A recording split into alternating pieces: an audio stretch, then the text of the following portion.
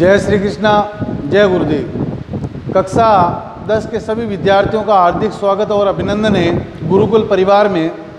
मैं बजरंगलाल पटलाव आप लोगों के साथ एक बार और आधुनिक भारत के इतिहास की बात हम लोग कर रहे हैं। और आधुनिक भारत के इतिहास के अंदर महात्मा गांधी को हम पढ़ रहे थे और महात्मा गांधी जी का प्रारंभिक जीवन के साथ 3 क्षेत्रीय आंदोलन, चंपारण, खेड़ा और अहमदाबाद मिल आंदोलन हमने पढ़े थे। इसके बाद में हमने महात्मा गांधी जी का जो सबसे बड़ा राष्ट्रीय स्तर का जो आंदोलन था जिसका नाम था असहयोग आंदोलन पढ़ा। खिलाफत भी आंदोलन भी हम लोगों ने इसके साथ में पढ़ा था। और अब बात करेंगे कि असहयोग आंदोलन के समाप्त जो हुआ था चौरी चौरा कांड 5 फरवरी 1922 और 12 फरवरी 1922 को महात्मा गांधी जी ने इस हिंसक घटना को देखते हुए महात्मा गांधी जी ने असहयोग आंदोलन समाप्त कर दिया था। अभी हम बात करेंगे महात्मा गांधी जी की इस आंदोलन के बाद में भारतीय राष्ट्रवादी स्वतंत्रता आंदोलन के अंदर कौन कौन सी घटनाएं घटित हुई। जैसे ही 1922 के अंदर महात्मा गांधी जी ने असहयोग आंदोलन समाप्त किया तो इसके बाद में सन 1923 के अंदर भारत के अंदर एक नई पार्टी का गठन हुआ और इस पार्टी का नाम था स्वराज पार्टी। स्वराज पार्टी। आपसे पूछा जा सकता है कि भारत के अंदर स्वराज पार्टी का गठन कब हुआ, तो सन 1923 के अंदर। इसके अंदर 3 सदस्य प्रमुख थे, CR दास, चित्तरंजन दास, मोतीलाल नेहरू और NC केलकर। ये 3 व्यक्ति थे स्वराज पार्टी के अंदर। और इस स्वराज पार्टी का गठन जो है भारत के अंदर हुआ। इसके तहत मोतीलाल नेहरू जी ने भारत को डोमिनियन स्टेट बनाने की बात कही थी, लेकिन यह सफलता उनको प्राप्त नहीं हुई। इसके बाद में सन 1927-28 की बात करते हैं। सन 1927-28 के अंदर भारत में एक कमीशन आया था और इस कमीशन का नाम था Simon commission. Simon commission Bharat में कब आया था? सन 1928 में आया था और सन 1927 में इसका गठन हुआ था। बात करते हैं साइमन कमीशन के गठन की। तो गठन हुआ है इसका 31 दिसंबर 1927 को और 3 फरवरी सन 1928 को ये आता है मुंबई, यानी कि बम्बई। साइमन कमीशन 3 फरवरी 1928 को बम्बई पहुंचता है और इसका भारी विरोध होता है। इस साइमन कमीशन का भारी विरोध करते हैं भारतीय लोग। विरोध क्यों करते हैं, इसके भी कुछ कारण रहेंगे यहाँ पर। तो इसके विरोध के कुछ कारण ये हैं कि साइमन कमीशन जो भारत में आया था, सबसे पहले तो ये क्यों आया था? क्योंकि सन 1919 के अंदर एक भारत में अधिनियम बना था, भारतीय स्वायत्ता अधिनियम। जो स्वायत्ता अधिनियम बना था सर 1919 के अंदर, जिसको हम लोग पार्लियामेंट सुधार कहते हैं। और ये जब ये बना था तब इसकी 10 साल बाद में जांच होनी थी। 10 वर्ष बाद इस स्वायत्ता अधिनियम 1919 की जांच होनी थी। तो इस जांच के लिए ये आए थे। होनी तो कब थी? 1929 के अंदर। लेकिन इस समय जो ब्रिटेन के प्रधानमंत्री थे उनको लग रहा था कि इस बार जो है हमारी पार्टी नहीं आएगी और नई सरकार बनेगी, इससे पहले 1 वर्ष पहले ही हम उस 1919 के अधिनियम की जांच कर लें। इस जांच के लिए ये साइमन कमीशन गठित किया गया और यह साइमन कमीशन 3 फरवरी 1928 को बंबई पहुंचता है। अब हुआ ये कि अब इसका विरोध क्यों हुआ, क्योंकि इसके अंदर 7 सदस्य थे। साइमन कमीशन के अंदर 7 सदस्य थे और सातों के सातों क्या थे, अंग्रेज थे। इसमें एक भी भारतीय नहीं था। भारतीय अधिनियम की जांच करनी है तो भारत का कोई न कोई व्यक्ति इस कमीशन के अंदर होना चाहिए था, लेकिन ऐसा हुआ नहीं। एक भी सदस्य इसके अंदर नहीं आया और नहीं आने के कारण सातों के सातों अंग्रेज सदस्य यहाँ आए थे।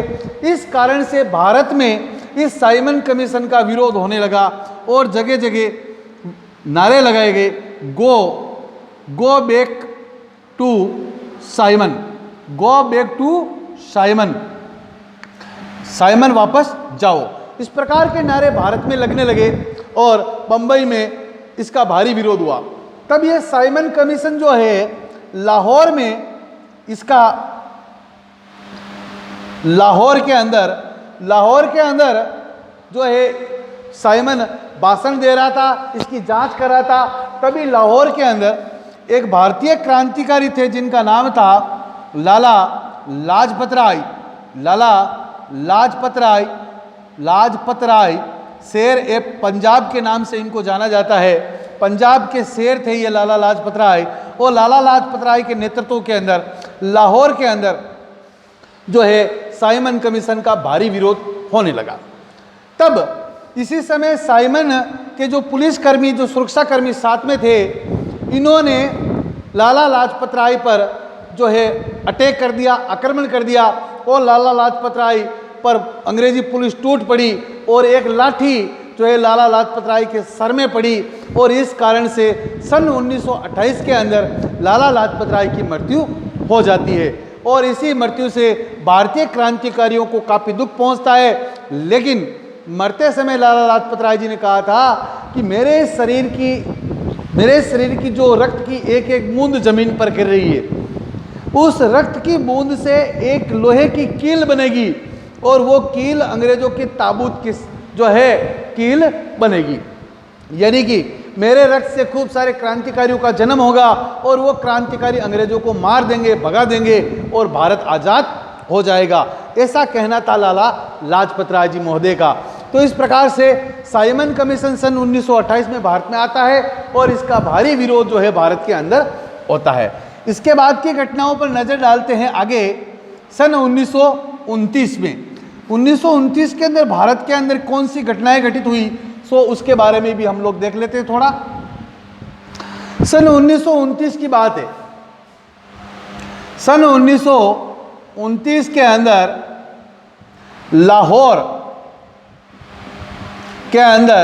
लाहौर में कांग्रेस का अधिवेशन हुआ। सॉरी, एक घटना और इससे पहले भी डाल देते हैं, थोड़ी सी हल्की सी। 1928 की एक घटना और है जिसका नाम है नेहरू रिपोर्ट। सन 1928 के अंदर एक नेहरू रिपोर्ट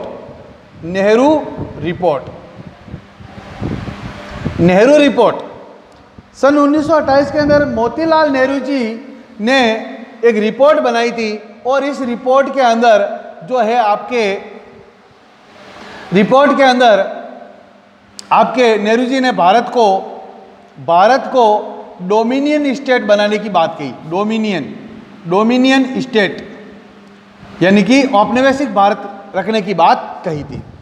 और ये नेहरू रिपोर्ट के तहत जब सन 1929 के अंदर यहाँ पर नेहरू जी का मतलब मोतीलाल नेहरू है, ध्यान रखिएगा।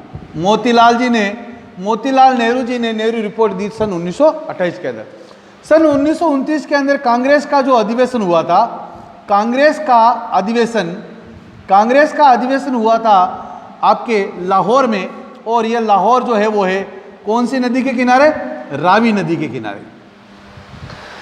1929 के कांग्रेस अधिवेशन के अंदर यहाँ पर मोतीलाल नेहरू जी के पुत्र आते हैं जवाहरलाल नेहरू जो थे इस लाहौर अधिवेशन, कांग्रेस अधिवेशन की अध्यक्षता करते हैं। और यहाँ पर सबसे पहले यही काम करते हैं कि नेहरू रिपोर्ट को निरस्त करते हैं, जो इनके पिताजी द्वारा दी गई थी, मोतीलाल जी द्वारा, जो नेहरू रिपोर्ट के अंदर डोमिनेंट स्टेट की बात की गई थी, उसको उन्होंने निरस्त कर दिया और नेहरू रिपोर्ट को निरस्त करके जो है इन्होंने एक शब्द दिया था, पूर्ण स्वराज्य।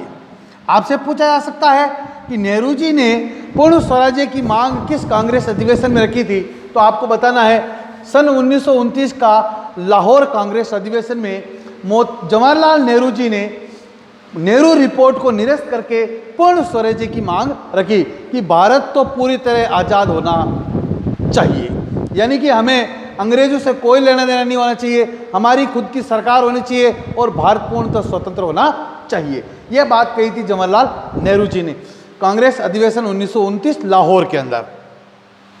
अब क्या हुआ, इसी के अंदर 31 दिसंबर 1929 को रावी नदी के किनारे जो है तिरंगा झंडा पहनाया गया। तिरंगा झंडा भारत के अंदर पहली बार तिरंगा झंडा कहाँ पहनाया गया? 31 दिसंबर 1929 लाहौर कांग्रेस अधिवेशन के तहत रावी नदी लाहौर के अंदर पहनाया गया था जवाहरलाल नेहरू के द्वारा। और यहीं पर घोषित किया गया कि 26 जनवरी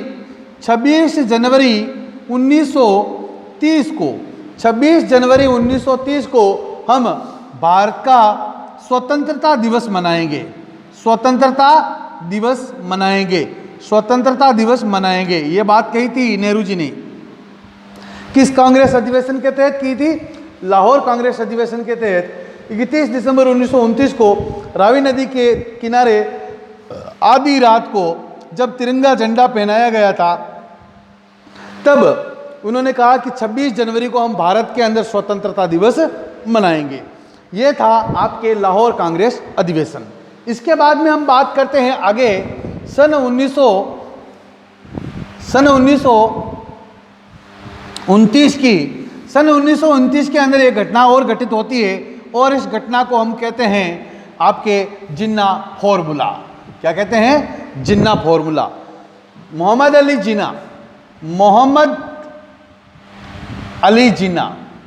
अली जिन्ना ने जो 14 सूत्री कार्यक्रम दिया था, 14 सूत्री कार्यक्रम या 14 जो सूत्र दिए थे, इनमें 14 सूत्री कार्यक्रम के तहत जिन्ना फॉर्मूला जो दिया गया था, जिसके अंदर 3 चीज़ें रखी गई थी और इस 3 चीज़ों के अंदर हम बात करेंगे कौन कौन सी 3 चीज़ें थी।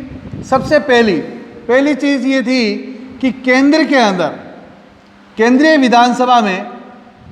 विधानसभा में 1/3 सदस्य 1/3 सीटें मुसलमानों की होनी चाहिए और पंजाब और बंगाल के अंदर मुसलमानों को 50% आरक्षण होना चाहिए। ये तो 14 सूत्री फॉर्मूला था मोहम्मद अली जिन्ना का। इसी प्रकार महात्मा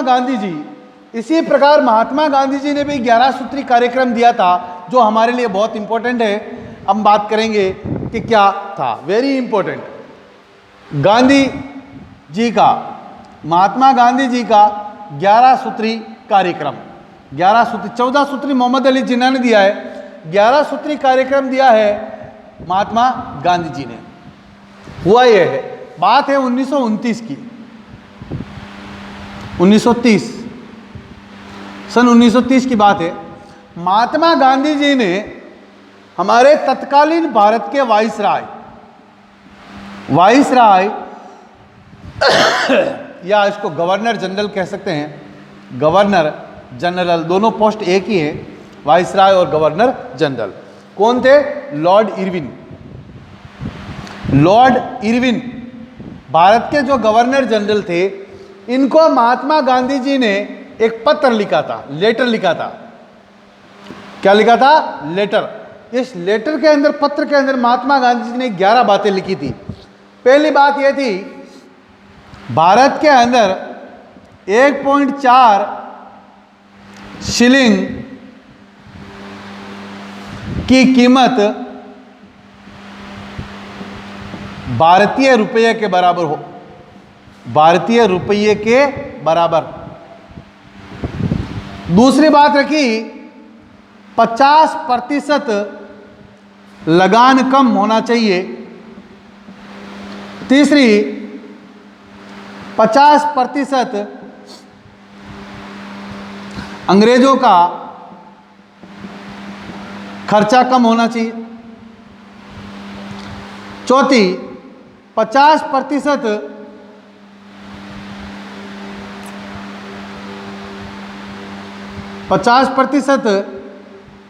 अंग्रेजों का वेतन कम होना चाहिए।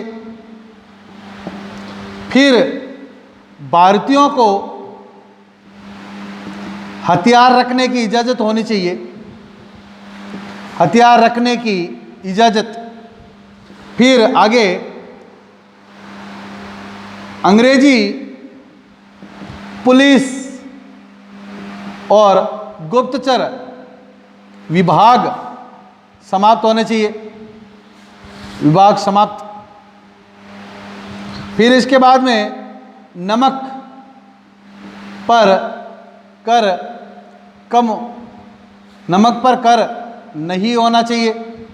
फिर इस प्रकार से आगे रखी गई थी विदेशी माल के आयात पर नियंत्रण होना चाहिए। इस प्रकार से महात्मा गांधी जी ने 11 मांगे लॉर्ड इरविन के पास में रखी और साथ भी इन्होंने ये भी कहा था कि अगर आपने हमारी इन मांगों पर ध्यान नहीं दिया तो मैं भारत के अंदर एक दूसरा बहुत बड़ा आंदोलन करने जा रहा हूं और वो आंदोलन करूंगा। अब पहला आंदोलन, बड़ा आंदोलन कौन सा रहा था? असहयोग आंदोलन। अब दूसरा आंदोलन कौन सा करने जा रहे हैं महात्मा गांधी जी? कि उन्होंने कहा कि मैं एक बहुत बड़ा दूसरा आंदोलन करूंगा और उस आंदोलन का नाम होगा सविनय अवज्ञा आंदोलन। ये लेटर वाइसराय लॉर्ड इरविन के पास पहुंचा, लेकिन लॉर्ड इरविन ने इस लेटर की तरफ कोई ध्यान नहीं दिया और महात्मा गांधी जी की मांगों को स्वीकार नहीं किया गया। इसके अंदर एक मांग और भी थी इंपॉर्टेंट कि जो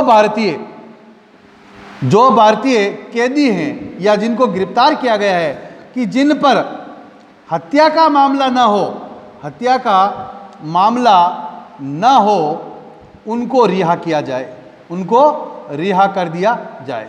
इस समय सुखदेव, भगत सिंह और राजगुरु तीनों ही जेल के अंदर है, वो भी बात करेंगे हम लोग बाद में। लेकिन फिलहाल ये मांगे महात्मा गांधी जी की लॉर्ड इरविन के पास जाती है, लेकिन लॉर्ड इरविन ने किसी प्रकार से महात्मा गांधी जी की मांगों पर ध्यान नहीं दिया। तो जब नहीं दिया, गांधी जी की मांगों पर ध्यान नहीं दिया, तो गांधी जी कुछ न कुछ तो करेंगे, क्योंकि इन्होंने पहले ही वार्निंग दे दी थी कि मैं एक बहुत बड़ा आंदोलन करूंगा और उस आंदोलन का नाम होगा सविनय अवज्ञा आंदोलन। That is second movement in the India by Gandhi.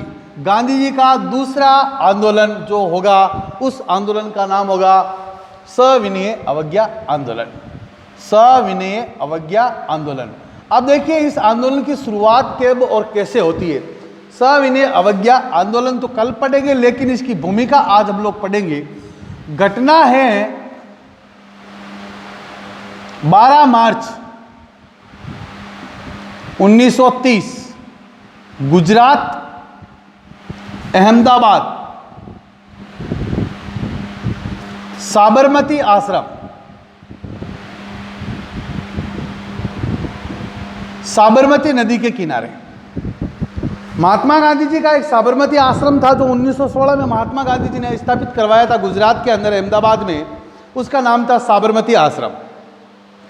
12 मार्च 1930 को महात्मा गांधी जी गुजरात के साबरमती आश्रम से 78 सदस्यों के साथ, अब सदस्य कौन थे? गांधी जी के अनुयायी थे। गांधी जी के अनुयायियों के साथ 12 मार्च 1930 को 78 अनुयायियों के साथ गांधी जी दांडी यात्रा प्रारंभ करते हैं। दांडी यात्रा या दांडी मार्च। अब आपसे पूछा जा सकता है कि महात्मा गांधी जी ने दांडी मार्च या दांडी यात्रा कब प्रारंभ की थी? 12 मार्च 1930 को। और ये महात्मा गांधी जी पहुंचते हैं 210 किलोमीटर की ये दूरी गांधी जी ने 24 दिनों में पूरी की। और 24 दिनों में 78 अनुयायियों के साथ 24 दिन में ये पूरी हुई यात्रा। और महात्मा गांधी जी 5 अप्रैल को दांडी पहुंचते हैं, 5 अप्रैल को दांडी पहुंचते हैं। और 6 अप्रैल 1930 को गांधी जी ने नमक कानून तोड़ा। गांधी जी ने नमक कानून तोड़ा। दांडी पहुंचकर गांधी जी ने नमक कानून तोड़ा। नमक कानून कैसे तोड़ा? उन्होंने समुद्र से कुछ जल उठाया, नमक बनाया और नमक बनाकर नमक पर लगने वाले टैक्स को इन्होंने समाप्त कर दिया। और नमक कानून तोड़कर महात्मा गांधी जी ने भारत के अंदर एक दूसरा महत्वपूर्ण आंदोलन शुरू कर दिया और इस आंदोलन का नाम था सविनय अवज्ञा आंदोलन। अब आपसे पूछा जा सकता है कि भारत में सविनय अवज्ञा आंदोलन कब शुरू हुआ? 6 अप्रैल 1930 को। 6 अप्रैल 1930 को महात्मा गांधी जी ने सविनय अवज्ञा आंदोलन प्रारंभ किया था। 5 अप्रैल को दांडी पहुंचे थे और 12 मार्च को यह दांडी यात्रा महात्मा गांधी जी की 78 अनुयायियों के साथ 210 किलोमीटर की दूरी 24 दिनों में इन्होंने पूरी की। और ये इस प्रकार से महात्मा गांधी जी का ये दांडी मार्च, दांडी यात्रा शुरू होती है, जिसकी चर्चा हम लोग अगली क्लास में करेंगे। तब तक के लिए हम आपको धन्यवाद करते हैं, जय श्री कृष्णा करते हैं। और मैं आप लोगों के साथ इसी प्रकार से जुड़ा रहूँगा। जय श्री कृष्णा, जय गुरुदेव। और आप इन वीडियो को देखें, रेस्पॉन्स दें, नहीं समझ में आया आप मुझे तुरंत वापस पूछें। जय गुरुदेव।